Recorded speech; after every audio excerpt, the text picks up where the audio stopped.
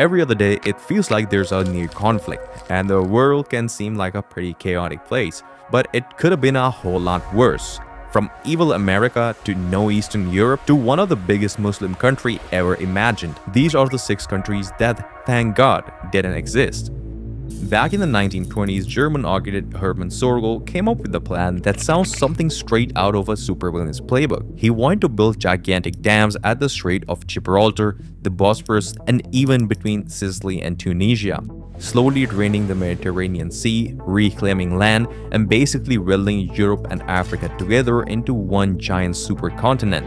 And the interesting part is, this wasn't just some random insanity. It came from real fears many Europeans had at the time. Europe had just nearly destroyed itself in the World War I, colonial empires were weakening, Asian powers like Japan were industrializing, and the United States was rapidly becoming an economic giant with huge amounts of land and resources.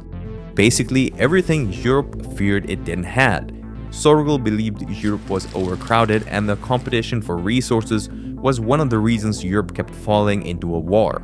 So his solution was to expand deeper into Africa, giving Europeans more land, more resources, and supposedly long-term peace. He even proposed creating massive artificial lakes in the Sahara, turning parts of the desert into agricultural land. But in reality, this would have been a complete disaster.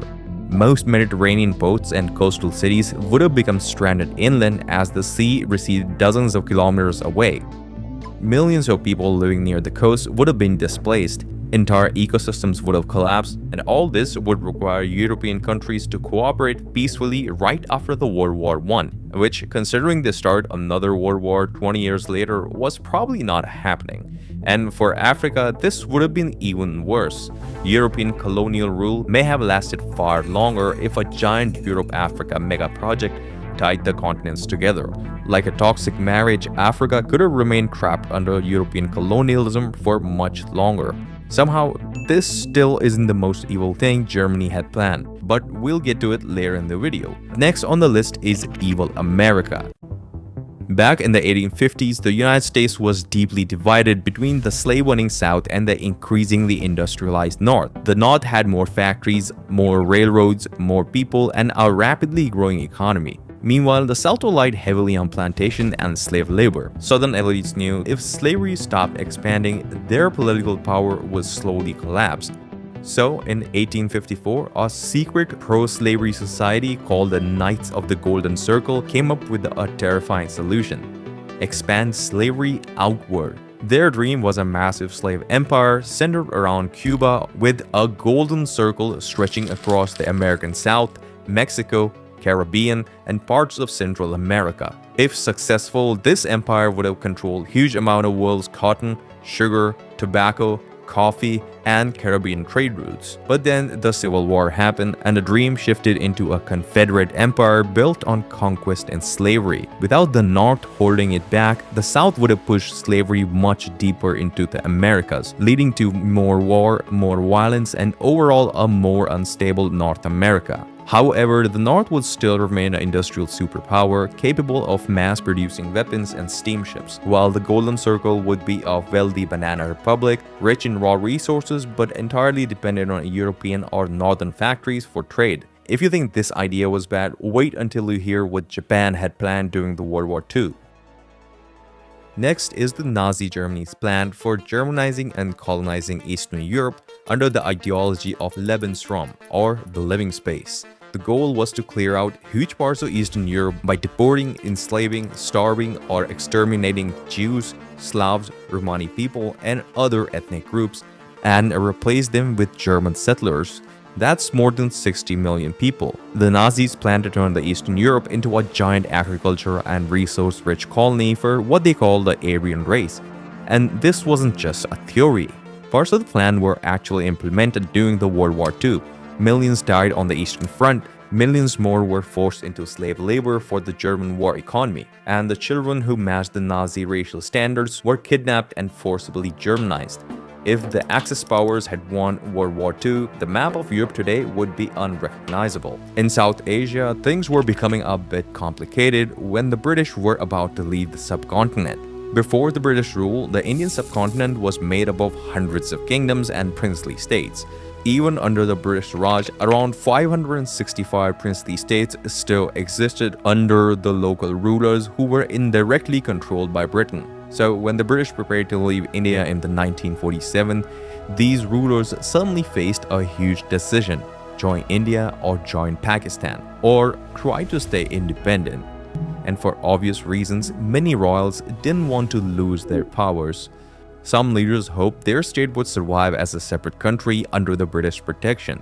If this idea actually happened, South Asia would have turned into a geopolitical nightmare filled with disconnected kingdoms, microstates, border disputes, and endless regional conflicts. And the map would have looked absolutely insane. But Britain couldn't afford to stay in India after the World War II, and most princely states realized they were no match for the military of India or Pakistan. So most agreed to join one of the two countries, while others were annexed later. On the eastern side of Asia, Japan was cooking up something completely different: the Greater East Asia Co-Prosperity Sphere. Japan promoted this idea as Asia for Asians, claiming it would free Asian countries from Western colonialism and Soviet influence. Japanese propaganda films were made, pamphlets were dropped from planes, and the empire tried to present itself as the protector of Asia. But in reality, this was simply Japanese imperialism with better marketing. Japan feared that without the resources like oil, rubber, iron, and food, it could never survive a world war. So the plan was to build a Japanese-led bloc across East Asia and the Pacific, controlled obviously by Tokyo. The project was envisioned as a long-term expansion over decades.